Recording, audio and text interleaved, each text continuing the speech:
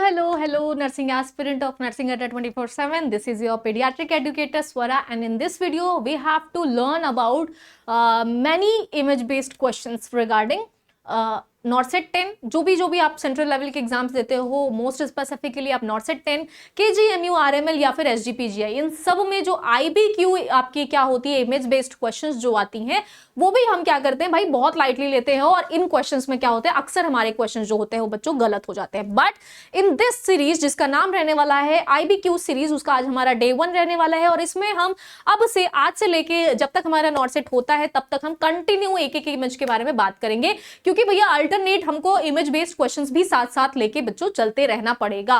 ठीक है, ऑलमोस्ट हमें ये पता है कि नॉर्सेट 10 जो है, या फिर जो आपके नॉर्सेट का एग्जाम्स हो गया, या केजीएमयू हो गया, एसजीपीजीआई हो गया, इन सब में भाई क्लिनिकल सिनेरियो बेसिस क्वेश्चंस बहुत ज्यादा देखने को मिलते हैं, स्पेसिफिकली आपके नॉर्सेट के लिए। तो उसका लेवल जब इस तरीके का होता है तो भाई हमें कोई भी टाइप का अपना कोई भी कोना छोड़ नहीं देना है। हमको इसमें अगर सिलेक्शन लेना है तो भाई हमको क्लिनिकल बेसिस क्वेश्चंस भी आने चाहिए, सिनेरियो भी आने चाहिए, और आईबीक्यू क्वेश्चंस भी आने चाहिए, क्योंकि प्रोमिनेंटली अगर देखा जाए तो 60 to 70% आपके जो क्वेश्चंस बनते हैं वो आपके क्लिनिकल ऑरा से बनते हैं। तो इस चीज को ध्यान में रखते हुए इमेज बेस्ड क्वेश्चन में आज का जो हमारा टॉपिक रहने वाला है, that called non breather mask या फिर एम्ब्यू बैग। ठीक है भाई, तो ये जो टॉपिक रहेगा आपका बच्चों, ये टॉपिक रहेगा, इसको हम जानते हैं ब्रीफली कि ये होता क्या है, किस टाइप का आपका नॉन ब्रीदर मास्क दिखाई देता है। तो अगर आप यहाँ पे वीडियो में देख पा रहे होंगे तो these are the types of क्या हो जाएगा आपका नॉन रीब्रीदर मास्क।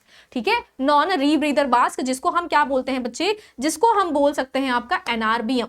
ठीक है, एनआरबीएम। ठीक है, नॉन रीब्रीदर मास्क। अब ये नॉन रीब्रीदर मास्क क्या होता है, किस टाइप के हायर कंसंट्रेशन ऑफ ऑक्सीजन को सप्लाई करने के लिए जाना जाता है, क्या क्या इंडिकेशंस होते हैं, किन किन तरीकों से हम इसको यूज करते हैं, उन सारी चीजों के बारे में हम इस वीडियो में आज बात करते हैं। तो चलिए देख लेते हैं। नॉन ब्रीदर मास्क जो है बच्चे, ये है आपका non breather mask NRBM deliver high concentration O2 to patient who can not breathe. याद रखिएगा कि जो पेशेंट अपने आप से ब्रीथ कर ले रहा है, ठीक है, but have low blood oxygen in blood hypoxaemia. But क्या हो रहा है बच्चे, उसके ब्लड में ऑक्सीजन का सैचुरेशन कम हो रहा है, जिसको हम हाइपोक्सीमिया बोलते हैं, हाइपोक्सीमिया बोलते हैं। तो इस कंडीशन में हम एनआरबीएम का यानी कि नॉन ब्रीदर ब्रीद मास्क का यूज करेंगे, used in emergencies like smoke inhalation. अब अगर हम बात करते हैं भाई कि कौन कौन से इंडिकेशन रहने वाले हैं, तो पहला बच्चों, अगर स्मोक इनहेलेशन, किसी पेशेंट ने स्मोक के कंपोजर में या एक्सपोजर में ज्यादा टाइम बिता लिया है, तो स्मोक इनहेलेशन की कंडीशन में, कार्बन मोनोडाइऑक्साइड के पॉइजनिंग के कंडीशन में, ट्रॉमा लाइक सीवियर ओपीडी, किसी भी रोड ट्रैफिक एक्सीडेंट्स ट्रॉमास की कंडीशन में, या फिर आपका भाई क्या हो जाएगा COPD, chronic obstructive pulmonary disease to prevent hypoxia. ठीक है बच्चे, there are two medical terms, which one is hypoxia, hypoxia, second one is hypoxemia, hypoxemia. ठीक है जी, तो ये क्या हो गए बच्चे, ये क्या हो गए आपके दो अलग अलग मेडिकल टर्म्स हो गए, जिसमें क्या होता है, हाइपोक्सिया मतलब जब हमारा ऑक्सीजन जो है वो टिश्यूज या सेल्स में क्या हो जाए, कम हो जाए, तो हम उसको हाइपोक्सिया बोलते हैं। हाइपोक्सीमिया हम कब बोलेंगे, जब O2 का सैचुरेशन ब्लड में कम हो जाए। ठीक है बच्चे, ब्लड में ऑक्सीजन का सैचुरेशन कम हो जाए, that we called hypoxemia. These are the two condition when we can use non breather mask in the patient. ठीक है जी, तो हम इसमें high concentration of volume oxygen saturation को प्रोवाइड करने के लिए भाई नॉन ब्रीदर मास्क का यूज करते हैं। अब देखते हैं हम इंडिकेशंस क्या होते हैं, किन किन कंडीशंस में हम इस चीज का यूज कर सकते हैं। तो बच्चों, पहला जो आपका बनेगा वो बनेगा इमरजेंसी ऑक्सीजन। ठीक है, initial management for provide oxygen saturation, example acute respiratory distress. अगर हम ARD यानी कि अक्यूट रेस्पिरेटरी डिस्ट्रेस को बच्चों ट्रीट कर रहे हैं, तो उस कंडीशन में हम इमरजेंसी ऑक्सीजन सप्लाई करने के लिए एनआरबीएम का यूज कर सकते हैं। ठीक है जी, एनआरबीएम का यूज कर सकते हैं बच्चों। स्मोक इनहेलेशन की बात करें तो helps oxygenate lungs damage bye smoke. इसमें भाई हम क्या करते हैं, जो हमारा स्मोक की वजह से लंग का पार्शियल साइड क्या हो रखा है, डैमेज हो रखा है, उसको हम ऑक्सीजनेट करते हैं। ठीक है, कार्बन मोनोऑक्साइड के पॉइजनिंग की कंडीशन में क्या करते हैं भाई, counter act carbon monoxide on the oxygen transportation. Oxygen supply करने से की वजह से हम कार्बन मोनोऑक्साइड का जो पॉइजनिंग का इफेक्शन देखने को मिल रहा है, उसको हम काउंटर एक्ट कर सकते हैं, मतलब हम उसको क्रॉस ओवर कर सकते हैं और ऑक्सीजन का प्रॉम्प्ट सप्लाई हम पेशेंट में कर सकते हैं। नेक्स्ट अगर हम बात करें ट्रॉमा की कंडीशन, तो फॉर लंग इंजरी और अदर सीवियर डैमेज, ठीक है भैया, ट्रॉमा की वजह से जो लंग में इंजरी देखने को मिल रहा है या फिर कोई फर्दर डैमेज देखने को मिल रहा है, तो उस कंडीशन में हम ऑक्सीजन सप्लाई कर सकते हैं। नेक्स्ट अगर हम बात करें क्रोनिक कंडीशन, तो बच्चों क्रोनिक कंडीशन जो है आपका like asthma, severe COPD, cystic fibrosis या फिर क्या हो जाएगा बच्चे, या फिर क्या हो जाएगा आपका, ठीक है जी, या फिर when needing high oxygen concentration, या फिर हाई ऑक्सीजन कंसंट्रेशन की क्या हो रखी है बच्चों, नीड हो रखी है, उस कंडीशन में क्या करेंगे, उस कंडीशन में हम नॉन ब्रीदर मास्क का यूज करेंगे। चलिए नॉन ब्रीदर मास्क के टाइप्स भी देख लेते हैं कि there are many types of oxygen mask, there are many types of oxygen mask. पहला क्या होगा भाई, पहला क्या होगा आपका, अगर हम नेजल कैनुला की बात करें, नेजल कैनुला की बात करेंगे बच्चों, तो नेजल कैनुला में आपका जो फ्लो रेट और क्या हो जाएगा, फ्लो रेट और ऑक्सीजन के सैचुरेशन का परसेंटेज हो जाएगा, वो कितना होगा, ठीक है। तो अगर हम परसेंटेज की बात करें तो देयर आर 24 to 44%, यहाँ पे मैंने लिख दिया है 24 से 44% जो है वो ऑक्सीजन का कंसंट्रेशन देखने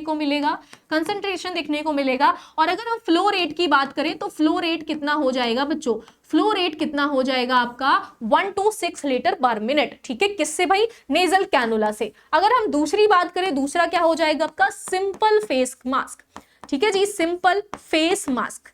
तो सिंपल फेस मास्क जो जनरली हमने हॉस्पिटल्स में देखा है भाई कि हमने फेस मास्क को पेशेंट पे लगा हुआ देखा है, ठीक है, उस कंडीशन में सिंपल फेस मास्क का जो ऑक्सीजन सैचुरेशन होता है बच्चे, वो होता है 40 to 60% of oxygen saturation and 6 to 10 litre flow rate oxygen का देखने को मिल सकता है।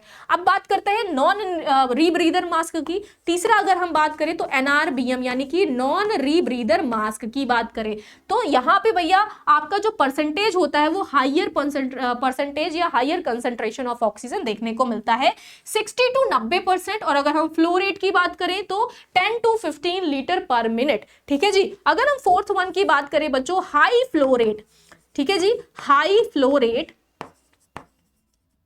Nasal cannula, high flow rate nasal cannula, तो ये क्या होता है भाई, ये क्या होता है और इसमें क्या कंसंट्रेशन देखने को मिलेगा, 21 to 100% of concentration and 30 to 60 litre पर मिनट आपका फ्लो रेट हो जाएगा।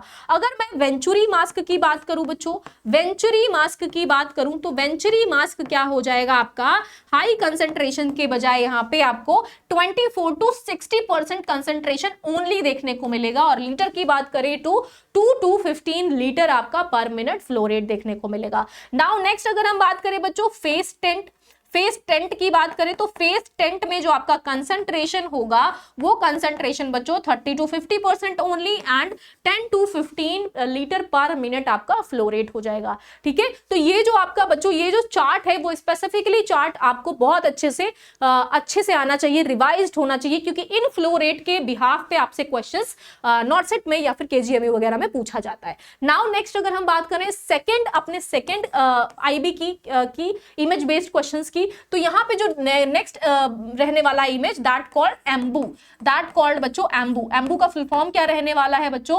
Artificial manual